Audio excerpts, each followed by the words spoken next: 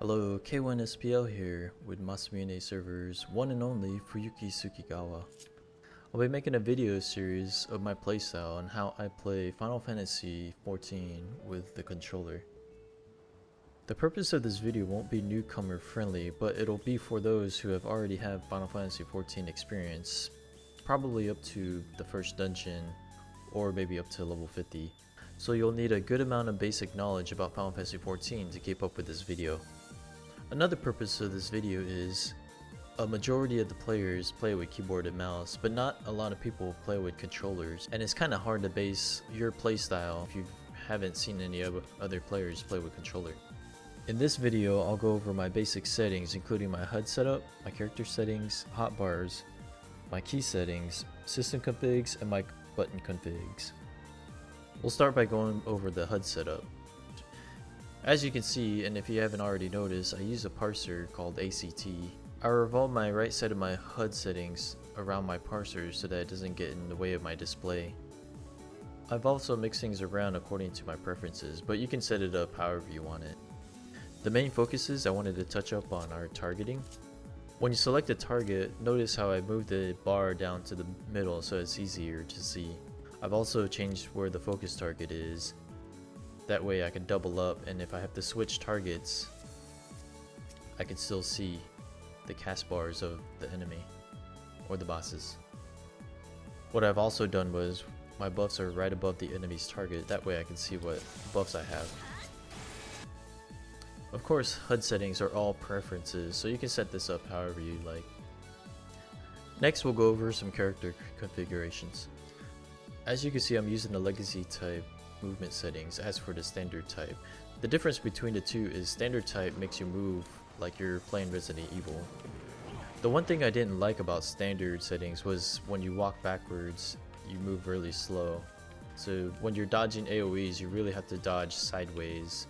So what you do is when you're targeting something and you see an AoE below you, you have to turn to the side and then run sideways. As for you can't walk backwards or else you get caught by it. Although this is basic keyboard and mouse movement, it didn't suit my playstyle at all. For legacy type settings, it makes you move around like you're playing Mario 64. It makes you move around freely in 360-degree motion. When you're targeting an enemy and running back, when running away from an enemy, it doesn't make you walk backwards, it actually runs you in that direction, and it gives you so much more free movement to dodge AoEs. But of course, this is my playstyle, so everyone's playstyle is going to be different. So select the movement setting that suits you best. Also on the general settings is I've adjusted the camera speed to my analog stick, so it moves a lot faster than the default speed. I felt like 100 was too fast, but 75 was just right for me, so you can set it however you want it. For my targeting settings, I disabled automatically lock on target when initiating auto attack. What this does is when you lock onto an enemy, it gives you the standard type movement settings, which I didn't like, so I just turned it off all in all. The other settings that you want is automatically face target when using an action. If you turn this off and you try and attack an enemy, your moves won't work. But if it's on, your character will actually turn around and attack the enemy automatically. This is really good when you're a healer and you're running around all over the place and you need the turn to heal a party member. It'll automatically track where your party member is and make you face that direction, and it won't cancel out your castings. For filter settings, you never know what you need to target when you have your weapon sheathed or not, so I just turn them all on. And don't worry, later on I'll show you my targeting style. Another setting I do is I turn off everyone's names unless I target them. This grants you much more visibility on the battlefield when you're doing a raid or a dungeon. And again, if you think this is difficult to spot enemies, don't worry, I have a targeting playstyle that I'll teach you. For hotbar settings, I use 1 bar for some cooldowns. I'll let you know how I utilize this hotbar later on, once I get into it. On shared hotbars, I use 3 hotbars per class. Usually my hotbar 1 is set for all my priority moves, such as my main combos and my spammable cooldowns. My second hotbar is for least important cooldowns as well. And finally, I use my last hotbar for my limit break and for my least important skills. Another setting I use is called expanded controls. What this does is when you hold L1 and then push R1, or do vice versa, it brings you straight to another set of hotbars. I have mine set for crossbar 5, which is where my mounts and my dash button is. I have mine set where I hold R1 and then push in L1. I have my dash and all my mounts. And then my L1 to R1 has all my teleportation and my chocobo settings. You can set this however you want, though the one move that you want instant access to is the dash button.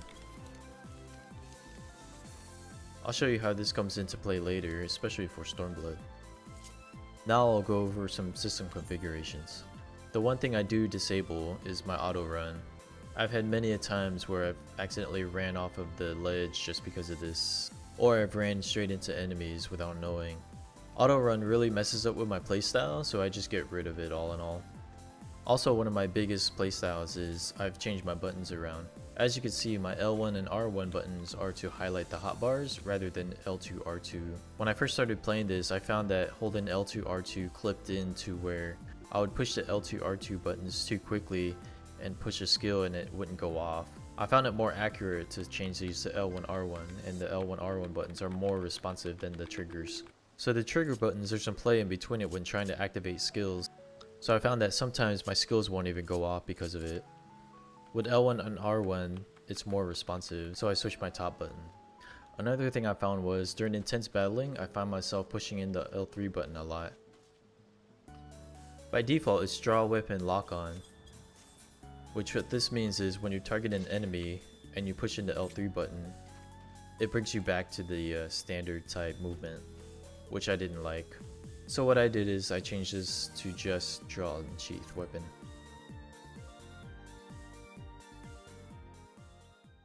So those are all my basic settings to how I set up to play Final Fantasy XIV. Stay tuned for our next video as we dive into some targeting and some movement styles. You can also catch me live at twitch.tv/K1SPL.